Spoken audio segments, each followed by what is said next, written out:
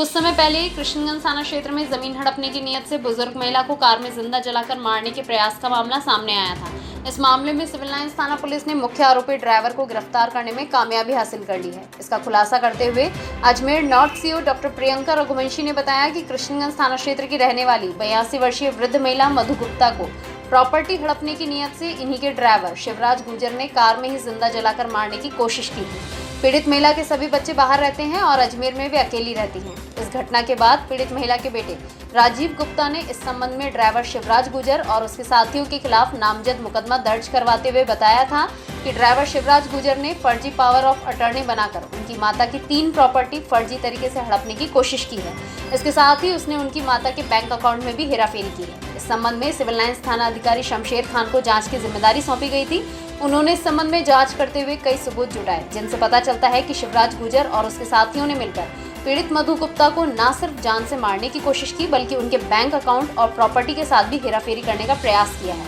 इस संबंध में पुलिस ने आरोपी शिवराज गुजर के खिलाफ आईपीसी की धारा 307, 326, 420, 467, 468 और 471 के तहत मुकदमा दर्ज कर लिया है। आरोपी शिवराज गुजर को गिरफ्तार करने में पुलिस को कामयाबी हासिल हो चुकी है, जबकि उसके अन्य साथियों को पकड़ने का प्रयास किया जा रहा है।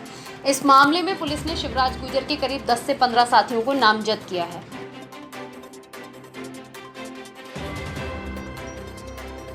को भी कोई पावर ऑफ अटर्नी नहीं दी है और यदि शिवराज के पास है तो वो जालसाजी और धोखे से बनवाई गई है और उसने गाड़ी में आग लगाकर मुझे मार डालने की कोशिश करी।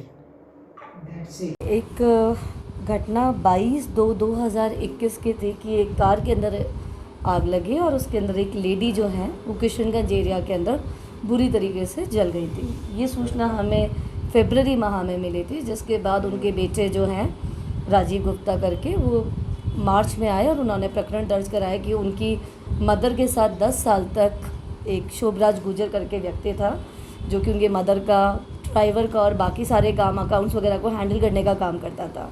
उसके अगेंस्ट उन्होंने मुकदमा दिया कि इसने बदनीयती से मेरी मदर जो है उनको जलाने की कोशिश की और उनकी प्रॉपर्टी जो है वो हड़पने के लिए कोशिश की, जिस पर अनुसंधान प्रारंभ हुआ किशनगंज थाने में और बाद में SHO कोतवाली को ही अनुसंधान दिया गया इसकी ग्रेविटी देखते हुए।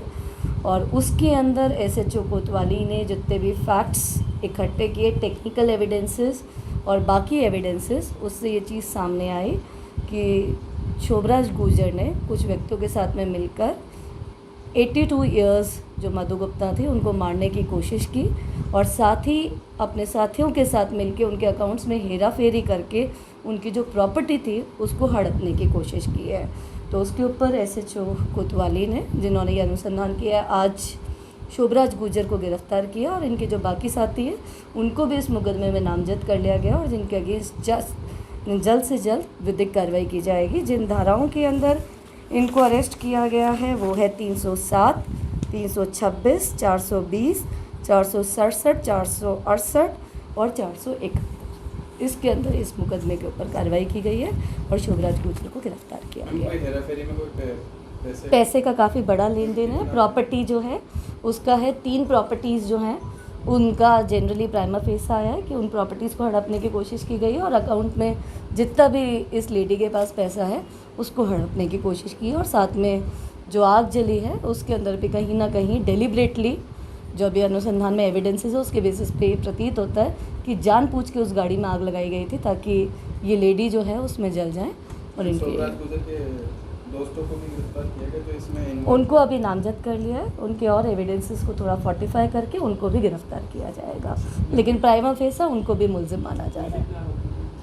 कुल अगर अभी जो अनुसंधान की माने तो 10 से 15 मुलजिम इसके अंदर और होंगे जिनके साथ करके इस पूरी चीज़ को प्लान किया गया, क्योंकि 10 साल से साथ में काम करता था तो काफ़ी विश्वास हो गया था।